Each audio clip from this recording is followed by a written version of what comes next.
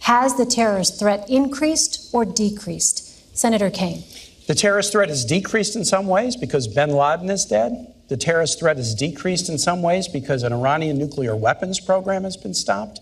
The terrorist threat to United States troops has been decreased in some ways because there's not 175,000 in a dangerous part of the world. There's only 15,000, but there are other parts of the world that are challenging. Let me tell you this. To beat terrorism, there's only one candidate who can do it, and it's Hillary Clinton. Donald Trump can't start a Twitter war with Miss Universe without shooting himself in the foot. Donald Trump doesn't have a plan. He said, I have a secret plan, and then he said, I know more than all the generals about ISIL. And then he said, I'm going to call the generals to help me figure out a plan. And finally, he said, I'm going to fire all the generals. He doesn't have a plan. But he does have dangerous ideas. Here's four. He trash talks the military. The military is a disaster. John McCain's no hero. The generals need all to be fired, and I know more than them.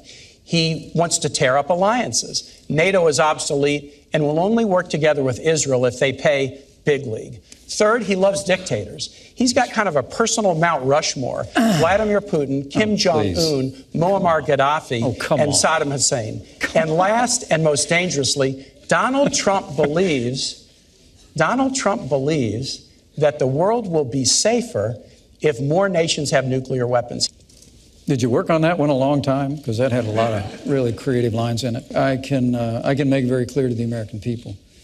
After traveling millions of miles as our Secretary of State, after being the architect of the foreign policy of this administration, America is less safe today than it was the day that Barack Obama became President of the United States. It's absolutely inarguable. We've weakened America's place in the world. It's been a combination of factors, but mostly it's been a lack of leadership. I want to give this president credit for bringing Osama bin Laden to justice. But the truth is, Osama bin Laden led al-Qaeda. Our primary threat today is ISIS.